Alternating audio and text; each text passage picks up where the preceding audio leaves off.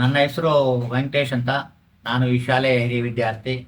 ಸುಮಾರು 45 ವರ್ಷಗಳಿಂದ ಈ ಶಾಲೆಯಲ್ಲಿ ಕೆಲಸ ಮಾಡಿ ನಿವೃತ್ತಿ ಹೊಂದಿದ್ದೇನೆ.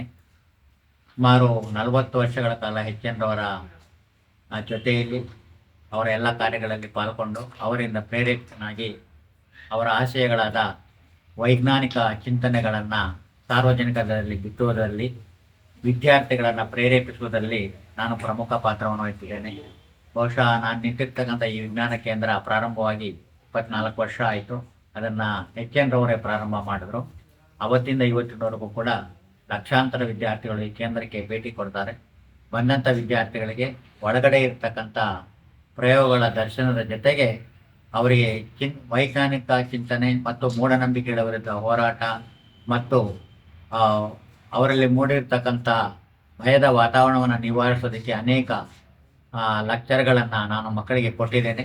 ಹಾಗಾಗಿ ಮಕ್ಕಳನ್ನು ಈ ದಿಕ್ಕಿನಲ್ಲಿ ನಡೆಸೋದಕ್ಕೆ ನನ್ನ ಪ್ರಯತ್ನ ಸಾಗಿದೆ.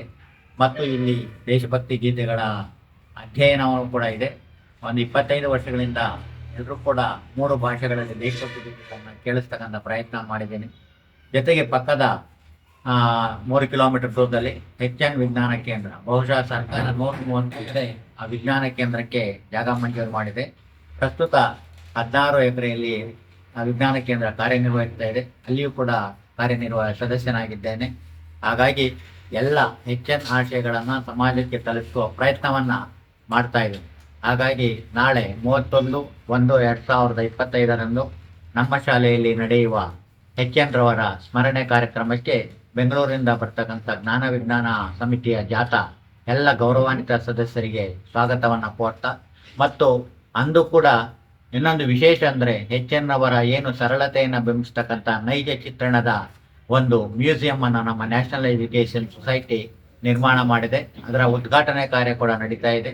ಹಾಗಾಗಿ ಎಲ್ಲ ಕಾರ್ಯಕ್ರಮಗಳೆಲ್ಲ ಯಶಸ್ವಿಗೊಳಿಸಲಿಕ್ಕೆ ತಾವೆಲ್ಲ ಬೆಂಗಳೂರಿಂದ ಬರ್ತಾ ಇದ್ದೀರಾ. ತಮಗೆಲ್ಲರೂ ಕೂಡ ನಮ್ಮ ಹುಟ್ಟೂರಿನ ಪರವಾಗಿ, ಸಂಸ್ಥೆಯ ಪರವಾಗಿ ಹೃತ್ಪೂರ್ವಕ ನಮನಗಳನ್ನು ಅರ್ಪಿಸುತ್ತಾ ತಮಗೆಲ್ಲ ಸುಸ್ವಾಗತವನ್ನು ಕೋರ್ತಾ ಇದ್ದೇನೆ. ದಯವಿಟ್ಟು ನಮ್ಮ ತಾಲೂಕಿನ ಎಲ್ಲ ಜನತೆ ಈ ಕಾರ್ಯಕ್ರಮದಲ್ಲಿ ಭಾಗವಹಿಸಲಿ ಅಂತ ವಿನಂತಿಸಿಕೊಳ್ತೇನೆ.